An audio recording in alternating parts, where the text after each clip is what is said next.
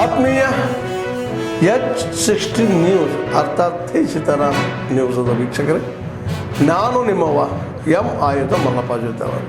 ತಾವು ಈಗ ಸುದ್ದಿಗಳ ಲೋಕಕ್ಕೆ ಎಂಟ್ರಿ ಹೊಡಿತಾ ಇದ್ದೀರಿ. ಈ ಸುದ್ದಿಗಳನ್ನು ಪ್ರತಿಯೊಂದು ನೋಡೋ ಜೊತೆಗೆ ನಿಮ್ಮ ಅಭಿಪ್ರಾಯಗಳನ್ನು ಹಚ್ತಾ ಇರಿ. ಯಾಕಂದರೆ ಈ ಸುದ್ದಿಗಳು ನಿಮಗಾಗಿ, ನಿಮ್ಮ ಬದುಕಿಗಾಗಿ, ನಿಮ್ಮ ವೈಚಾರಿಕೆಗಾಗಿ, ನಿಮ್ಮ ತಿಳುವಳಿಕೆಗಾಗಿಯೂ ನಿಮಗೂ ಗೊತ್ತು. ಜೊತೆಗೆ ನಮಗೂ ನಿಮ್ಮೊಂದಿಗೆ ಇದೊಂದು ಮಾತಾಡುವಂಥ ಜೊತೆಗೆ ಸುದ್ದಿಗಳನ್ನು ಬಿಡುವಂಥ ಕೆಲಸ. ಈ ಕೆಲಸದಲ್ಲಿ ನಾವು ನಿಮ್ಮೊಂದಿಗೆ ಇದ್ದೀವಿ ಅಂತ ಹೇಳ್ತಾ ನೋಡ್ತಾ ಇರಿ ಸುದ್ದಿಗಳನ್ನು. व्यापक चर्चा करने वाले एक ऐसा सेक्टर जो भारत की प्रगति का आधार है, जो विकसित भारत की मजबूत नींव है और जो भारत में बड़े बदलाव की नई गाथा लिख रहा है. मैं आप सभी का इंडिया स्टील 2025 में अभिनंदन करता हूं. मुझे विश्वास है ये आयोजन नए आइडियाज साझा करने के लिए,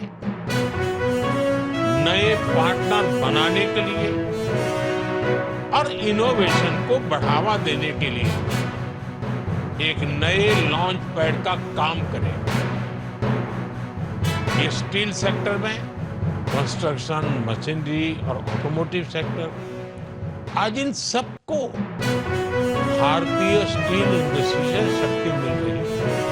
इस बार बजट में हमारी सरकार ने मेक इन इंडिया को गति देने के लिए नेशनल मैन्युफैक्चरिंग मिशन की भी घोषणा की. ये मिशन स्मॉल, मीडियम और लार्ज सभी इंडस्ट्रीज के लिए. नेशनल मैन्युफैक्चरिंग मिशन भी हमारी स्टील इंडस्ट्री के लिए नए अवसर खोलेगा. साथियों, भारत लंबे समय तक हाई ग्रेड स्टील के लिए आयात पर निर्भर रहा है. डिफेंस और स्ट्रेटेजिक सेक्टर्स के लिए इस स्थिति को बदलना जरूरी था. आज हमें इस बात का गर्व होता है कि भारत के पहले स्वदेशी एयरक्राफ्ट कैरियर को बनाने में जिस स्टील का इस्तेमाल हुआ है वो भारत में बना है.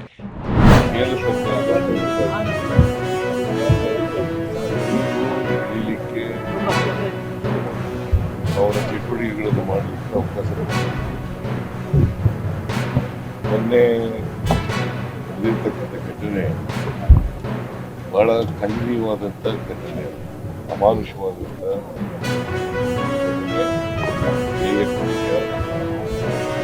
ತೀವ್ರವಾಗಿ ನಾನು ಖಂಡಿಸ್ತೇನೆ.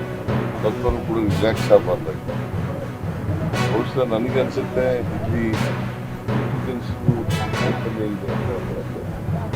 ಏನೇ ಆಗಲಿ, ಈಗ ನಾವು ಇನ್ಸಿಡೆಂಟ್ ಆದ್ಮೇಲೆ ತಗೊಳ್ತಕ್ಕಂಥ ಕ್ರಮಗಳು, ಇನ್ಸಿಡೆಂಟ್ ಆಗೋದಕ್ಕಿಂತ ಮುಂಚಿತವಾಗಿ ತಗೊಳ್ತಕ್ಕಂಥ ಅದನ್ನ ಕೆಲಸ ಅವರು ಇಲ್ಲಿ ಬಂದಿಲ್ಲ, ಇಲ್ಲೇ ಸೆಟ್ಲ್ ಆಗಿದ್ದಾರೆ, ಇಲ್ಲೇ ಕೆಲಸದಲ್ಲಿ.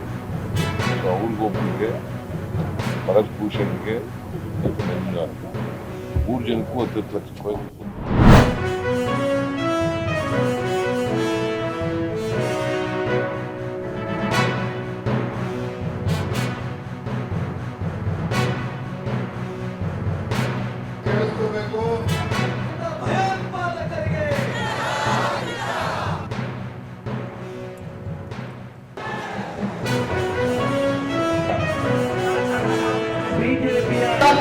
ಹೆಚ್ಚಾಗ್ತದೆ ಜೇಬಿಗೆ.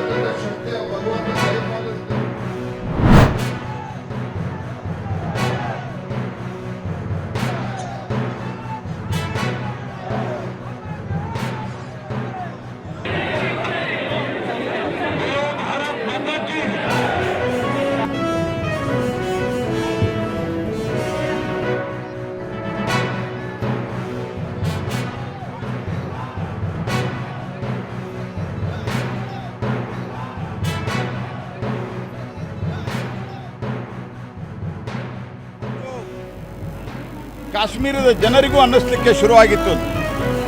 ಜಾತಿ ಧರ್ಮವನ್ನು ಮೀರಿ, ಪಕ್ಷ ಪಂಗಡವನ್ನು ಮೀರಿ ನಾವು ಭಾರತದಲ್ಲಿ ಸುರಕ್ಷಿತವಾಗಿದ್ದೇವೆ, ಭಾರತದಿಂದ ನಮ್ಗೆ ಒಳ್ಳೆಯದಾಗ್ತದೆ ಅನ್ನುವಂಥ ಸಂದರ್ಭದಲ್ಲಿ ಇದನ್ನು ಡಿರೇಲ್ ಮಾಡಬೇಕು, ಇದನ್ನು ಹಳಿ ತಪ್ಪಿಸಬೇಕು ಅನ್ನುವಂಥ ಕಾರಣಕ್ಕಾಗಿ ಈ ಕೃತ್ಯವನ್ನು ಎಸಗಿದ್ದಾರೆ.